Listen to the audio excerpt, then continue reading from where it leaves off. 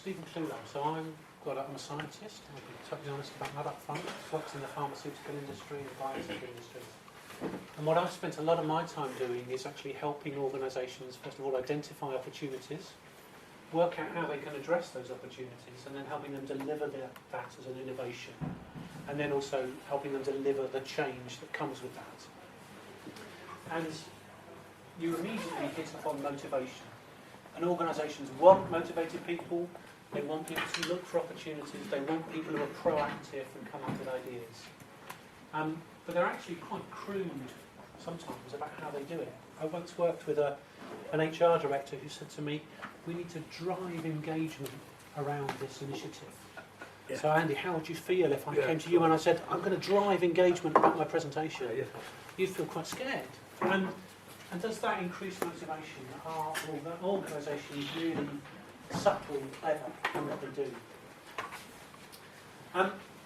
But we have to be quite honest about things. Life is quite competitive. There's lots of talk about the survival of the fittest. The winner takes all. It's a dog-eat-dog world. You either get it or you don't, so be one of the ones who gets it. And there's a whole culture that's persisted in organisations for a long, long time about competition. Well, what I'm seeing as I look around the web and read blogs, and this is a little word or some of the things that I'm reading at the moment, is you're beginning to see that people are realising that competition isn't the answer. People are beginning to realise that breakthrough solutions are only going to come through collaboration. And those breakthrough solutions are going to be in all sorts of areas, in science, in the private sector, in the public sector, everywhere. And you're beginning to see lots of people talking about open innovation, cooperation, co-creation, and there's even people in the audience today who will happily help you with these things. And as soon as you hit on those things, you start to look at how groups collaborate and what motivates them to work together. And there's a couple of little things I've been looking at recently that I think raise some interesting questions around motivation. And I just want to talk you through those two things today. So first of all, the first one is group collaboration, the second one is peer-to-peer collaboration. So there's loads of examples nowadays about group collaboration, from open source software projects like Linux and Apache through to Wikipedia, which is obviously the online encyclopedia that people can contribute to. There's some spaces down here if you want to come to the front. No, that's my friend Graham. No, I was talking to the ladies who are just at the back. And there's even a lovely site, if you haven't visited it, I'd encourage you to visit it, called Scratch, which is an online computer collaboration site designed for children, where children build games and stories together. And these groups of children come together, they self-create around a project and deliver that project online. So really what you've got here is groups of people coming together, working together to actually form something at the end. It's essentially a gift. It's given away. And the groups are self-organising to a greater or lesser extent. There's some element of coordination and there's some product focus. And the individuals know when they join that they're there to collaborate, they're there to contribute. They know what they're getting themselves into. They know the project or the program they're going to try and build. And they normally join those projects if they buy into that goal, if they think that open source software is important, or they think that a particular computer game in Scratch would be worth making.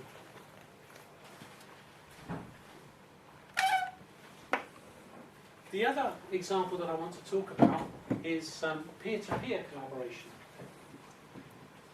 And the couple of examples I'm going to use today are from sites where people share images and artwork like Flickr and DeviantArt, but also sites where people share music to be remixed, so Remixer and CC Mixer.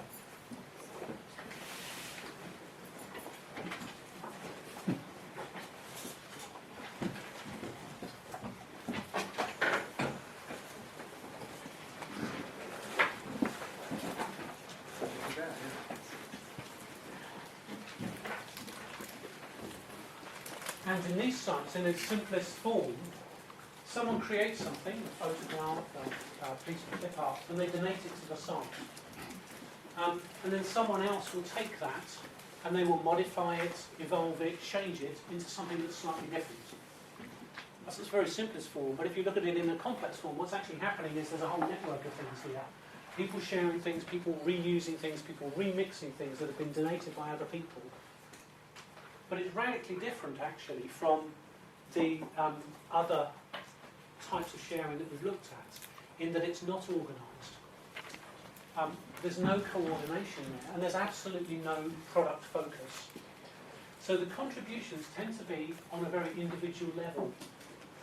And when individuals make their contribution, they've absolutely no idea whether that contribution will be used or whether it will be completely ignored by everybody else who uses that site. They've also got absolutely no idea how that item will be used or what other people will make of it. So they've got absolutely no control over what happens to their creative donation, if that makes sense. And it could be reused and reworked in any way that the subsequent user decides to do so. So let me give you a couple of examples of this peer-to-peer sharing. So an example from Flickr. There's a lady called Telzy who donated an image called Deep Forest. And she donated that under a Creative Commons license. Anybody can reuse it in any way they want. So other people have taken that up and they make works using that image. Some of them are fantastic, some of them are not quite so impressive. It depends on your taste. But basically people are remixing her photograph. She lives in California. Her photograph then, if you like, via the internet travelled the world. It went into Canada and Mexico, did a little European tour, and it spread as far as China, India and Australia. So people all around the world have now access to that thing that she donated. And it was used to create 54 new works by 37 people in 13 countries. And most of those uses are just one person creating one derived image from that. Some people are using that 4 or 5 times, so they obviously like that image, they find it popular, they're reusing it.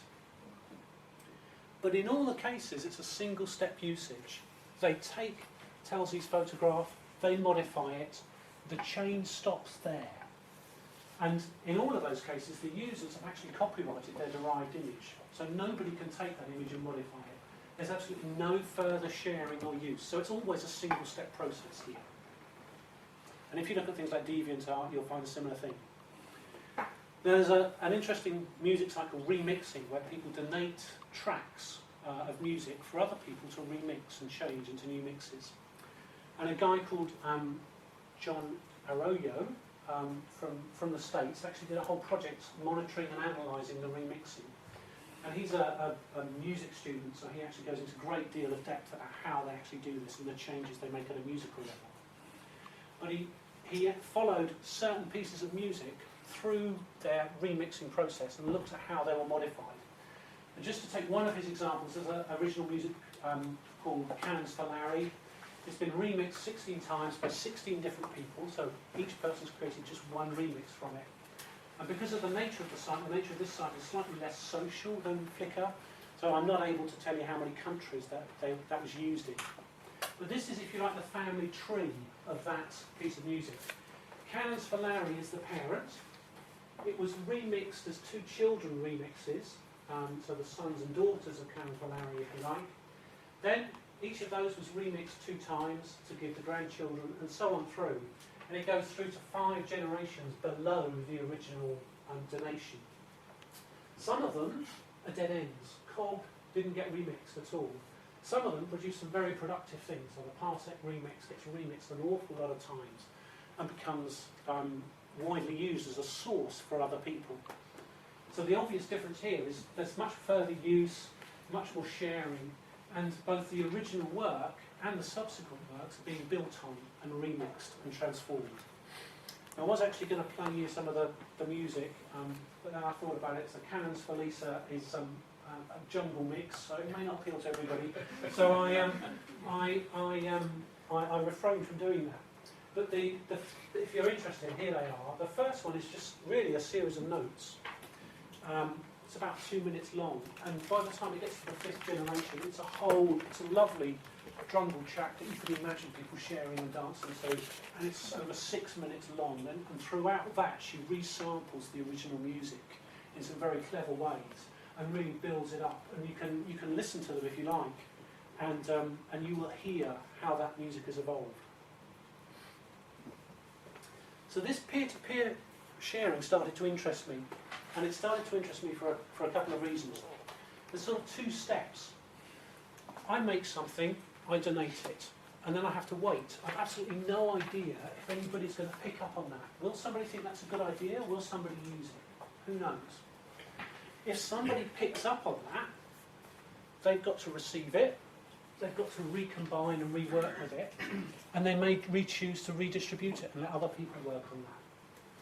And if you think about this process goes on in organisations all the time.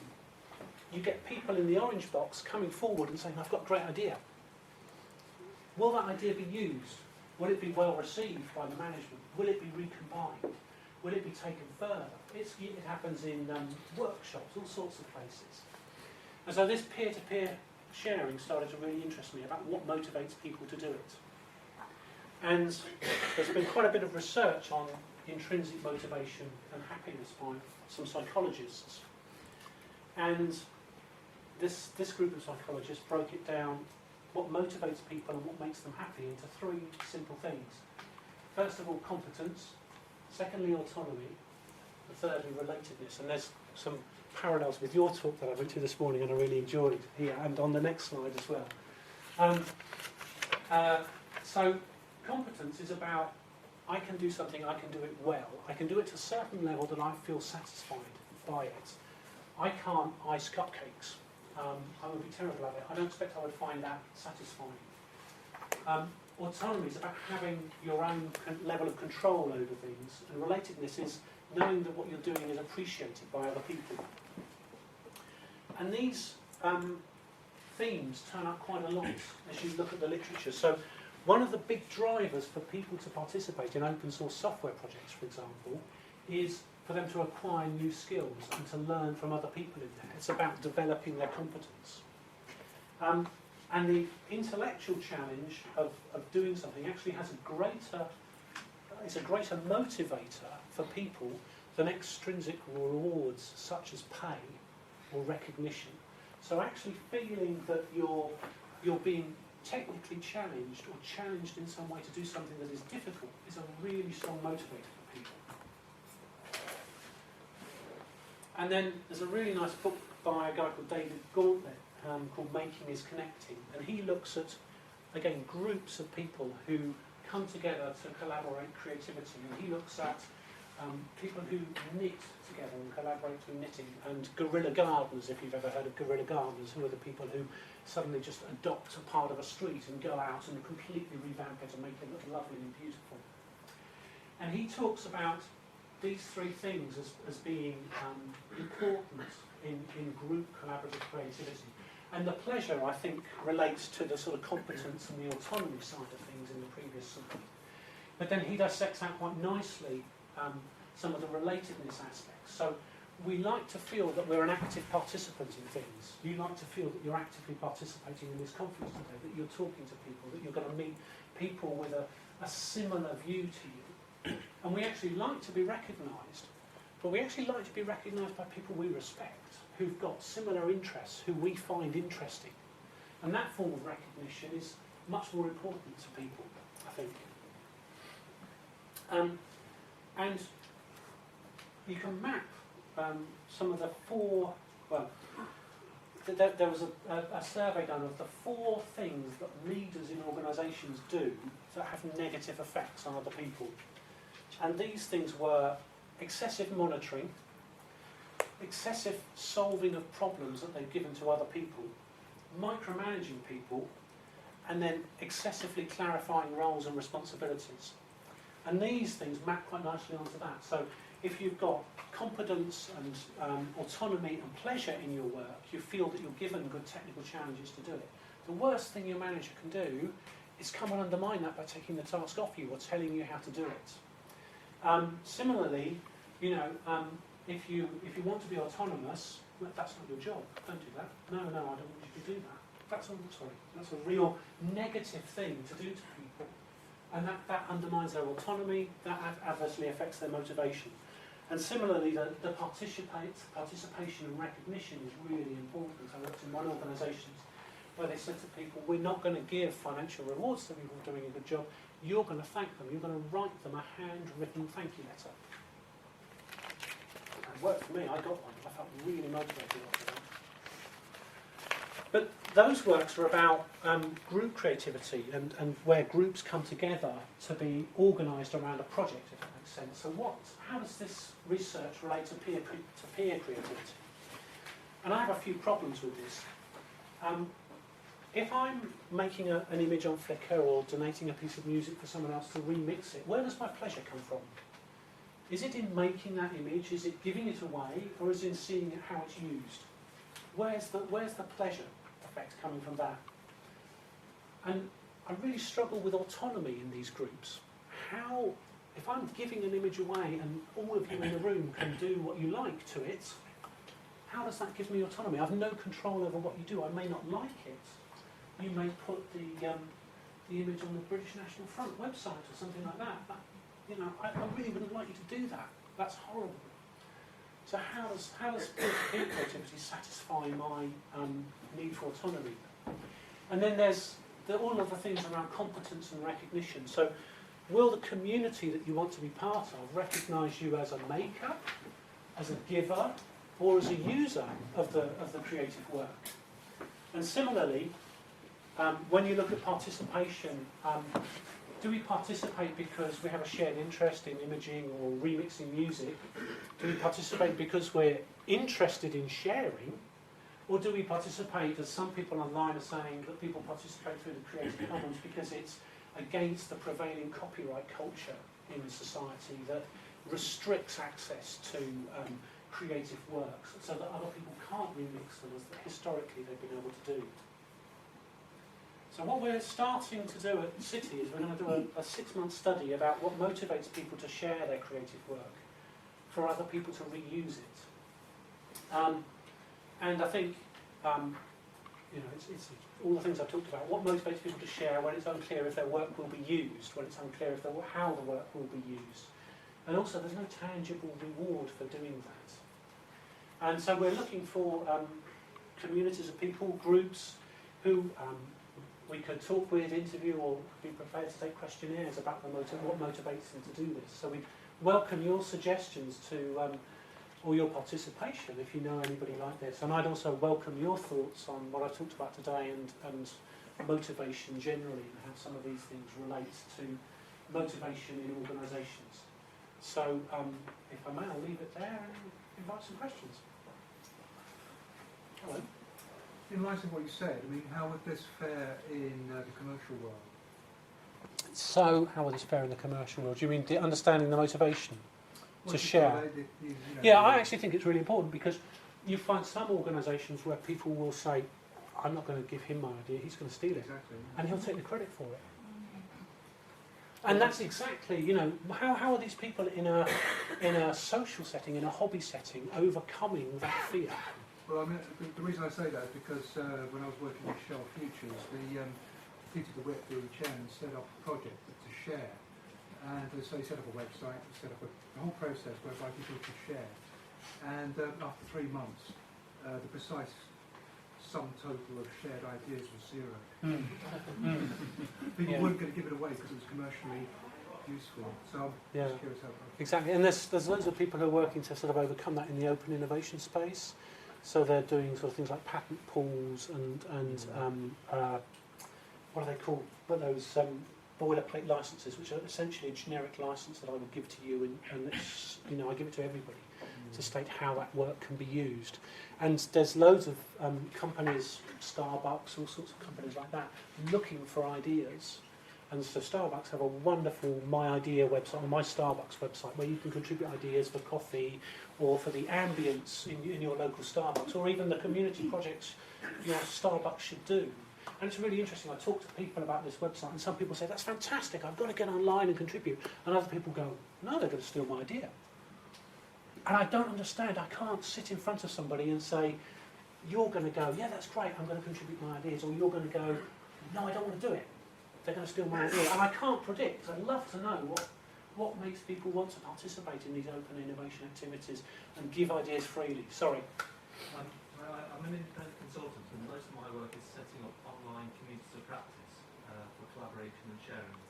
And the two things I've found quite important to the people who are in these communities is authenticity, i.e. you are who you say you are, and trust, establishing trust within that community. And that those sort of things trigger then a more sharing. In fact, I was just saying there about, if I give something to the community, how can I be sure that it's going to be used properly? And that comes down to trust. And you didn't actually mention trust. No, I didn't, and that's a really good point, thank you. Yeah, I think it takes a huge amount of time to build trust.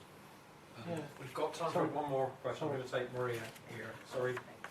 I was wondering if you think that sharing is a new trend, or is it something that used to be the case, with traveling, with storytellers and all sorts, and we've been away from it, during the last 50 years or so, and Yeah, is it returning? I'd absolutely agree with you. I think historically sharing, travelling storytellers, the remixing of ideas and arts, so the Royal Society for Science was founded because they wanted to bring people together to share ideas. Right. And then since the early 20th century, we've been copywriting and restricting things, and we've done things very competitively. And there's loads of laws recently in the States where they've actually even extended the Sonny Bono law and so on. And they've extended the right of copyright. So I see it as a recent trend in the last 100 years, but I see some people are really beginning to fight against that. And I think we should, personally, because I don't see that this closed culture we've got will lead to society getting any better, actually.